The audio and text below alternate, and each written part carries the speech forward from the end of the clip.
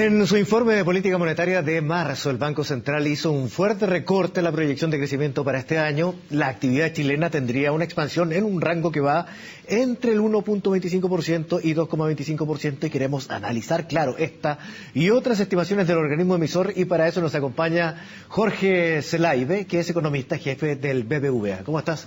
Gracias por acompañarnos. Un gusto estar con ustedes. Tú ya eres habitual entonces de Agenda Económica. Yo primera vez que me toca presentarte para conocer de este tema que se ha conocido en el día de hoy y que para muchos causa preocupación, para otras solamente es una confirmación del escenario que ya estaba previsto.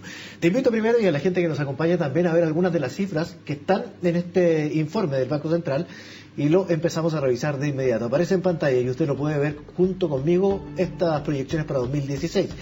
La demanda interna de un 1,5%, una inversión de 0,5%, inflación a diciembre de 3,6%. Las exportaciones un 0,6% y las importaciones negativas al 0,6%. Algunas de las cifras entonces del Banco Central, pero la más destacada, lo decíamos en la presentación, la que tiene que ver con el 1,25% y 2,25% proyectado para este año.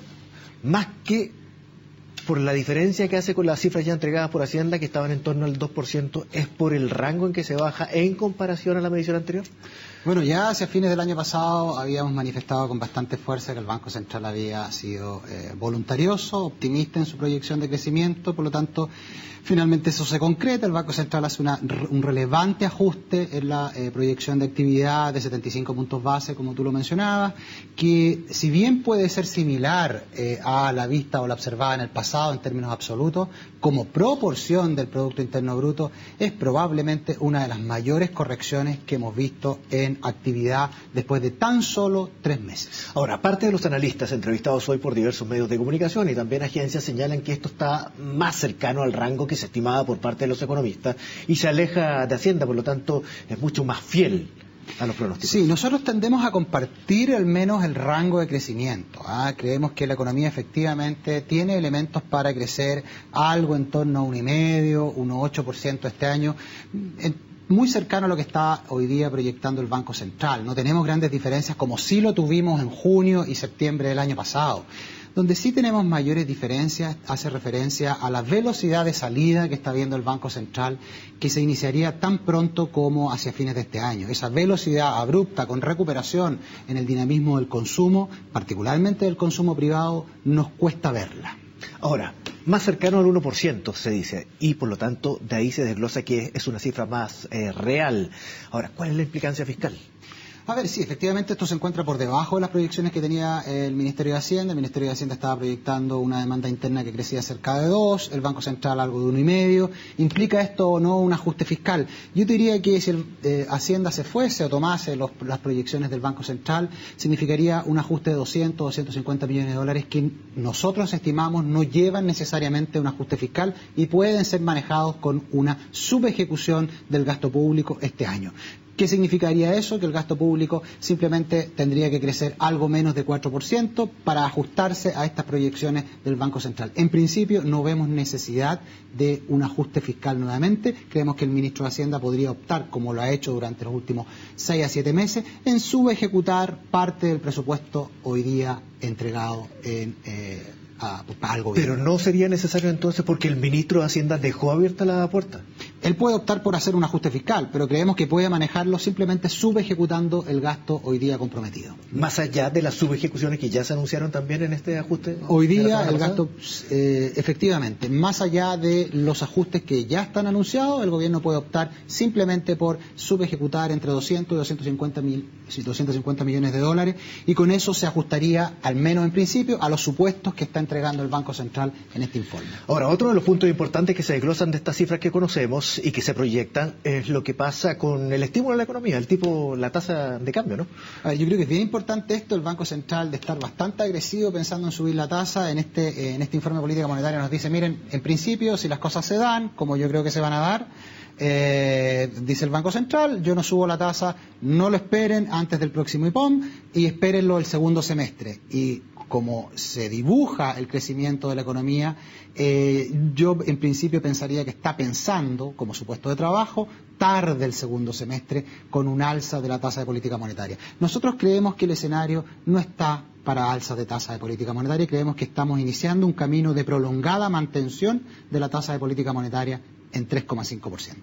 En una mezcla de los dos, yo dije tasa de cambio, es la tasa de política monetaria, pero también quiero saber qué va a pasar con el tipo de cambio. Es bien interesante lo que menciona el Banco Central, indica en su escenario, a diferencia de cómo lo hacía en el pasado, que espera una depreciación de la moneda.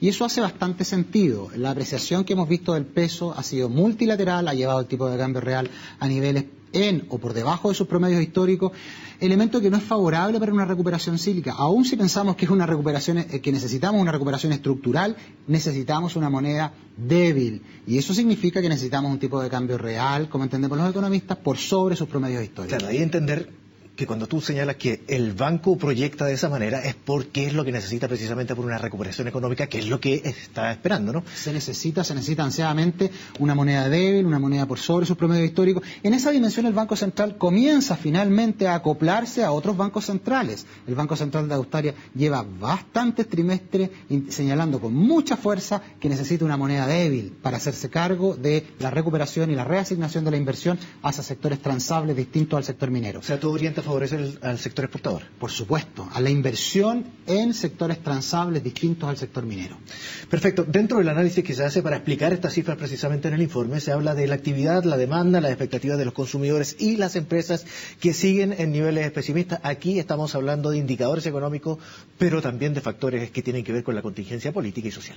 Por supuesto, el Banco Central en principio no esquiva ese tema, señala que hay elementos idiosincráticos, locales, que han colocado sal y pimienta a esta desaceleración de la economía, pero en esta coyuntura no nos entrega una estimación puntual, creo que tampoco es necesario. Sabemos que hay un ambiente reformista y sabemos que ese ambiente reformista en alguna medida se ha filtrado hacia las expectativas de consumidores y empresarios. En un escenario que nosotros estimamos conservador, las confianzas van a encontrarse en terreno pesimista hasta bien entrado el 2018, es decir, vamos a llegar a niveles neutrales probablemente a principios del 2018 para la confianza de los consumidores. Por lo tanto, y eso es un escenario de recuperación conservadora de las confianzas. Da la impresión de que el Banco Central está considerando eso dentro de su escenario, pero insisto, está siendo muy optimista, particularmente respecto al consumo privado, en un escenario donde ellos mismos indican que el mercado laboral está dando síntomas de deterioro, estiman que la economía crece, recupera el dinamismo del consumo y el consumo termina este año, el consumo total creciendo 1,8% y el próximo 2,7%. Sería interesante ver en base a qué elementos uno estima más allá de una reversión natural a un crecimiento potencial. Nosotros creemos que el crecimiento de este año, el rango de crecimiento parece razonable, sin embargo creemos que para el próximo año los riesgos están profundamente sesgados a la baja en la estimación que está entregando el Banco Central. Y eso tiene que ver con el escenario interno. Y en el externo también, también hay proyecciones, y cuando se habla de lo externo generalmente se asocia al precio del cobre en el extranjero. Sí, así es. 2,2% señala este informe, 2,15% el de Hacienda. Da la impresión, y creo que va bastante en línea con lo que está plasmado en el precio de los activos, los futuros ya indican precios muy similares, hay cierta cantidad de oferta de cobre que está entrando, ya nuestros vecinos peruanos están colocando más cobre a nivel mundial, por lo tanto nosotros tendemos a compartir esa visión de un precio del cobre en niveles relativamente bajos durante este año y el próximo. Ahora, de acuerdo a las proyecciones de la economía, estábamos hablando de los factores que pueden incidir en lo interno, que son no netamente económicos, sino que también con las políticas sociales, en la forma en que se ejecutan, y en lo externo también. Los mercados internacionales, hablábamos de, por ejemplo, las proyecciones de la política monetaria, tiene que ver con lo ya anunciado por Estados Unidos. ¿Eso está incorporado dentro de este? Está totalmente incorporado al Banco Central. Ese es uno de los elementos, más allá de las sorpresas negativas en actividad, que lo llevan a hoy día estimar que la tasa de política monetaria estaría en estos niveles por un tiempo largo y que tendría un alza, según el informe, tarde este año. Eso es por lo menos lo que nosotros leemos. Eso incorpora ya a un escenario de la Reserva Federal donde se sube la tasa de política monetaria en Estados Unidos 1 a 2 veces este año. Hablábamos de la proyección de crecimiento, y esto ya en términos más generales. En estas cifras se señala también que ahora el Banco Central podría haber sido un poco más, habría tirado el tejo un poquito más pasado en cuanto a las cifras más negativas, para no efectuar una nueva rebaja en el próximo informe. Yo quiero ser bien claro, el Banco Central corría un riesgo de credibilidad importante. El Banco Central ya llevaba 2 IPOM y no podía ocurrir el tercer IPOM donde fuera catalogado abiertamente por ser optimista. El Banco Central opta, creo sabiamente, no arriesgando su credibilidad en un rango de crecimiento que hace sentido. No es bastante convincente el balance de riesgos que presenta elementos cíclicos y lo compara con elementos fundamentales cuando hace el balance de riesgos, pero a última línea, al menos el rango de crecimiento se ubica dentro de las expectativas de crecimiento y nosotros tendemos a suscribir el crecimiento de este año. Donde tenemos bastantes más dudas es en esta recuperación que ve el Banco Central tarde este año y el próximo año. Jorge Zelaibe, economista senior de BBVA, muchísimas gracias por conversar con nosotros. A ustedes. Y analizar estas cifras. Gracias a ustedes también por acompañarnos. Nos estamos despidiendo ya en Agenda Económica. Continúe con nosotros en CNN Chile.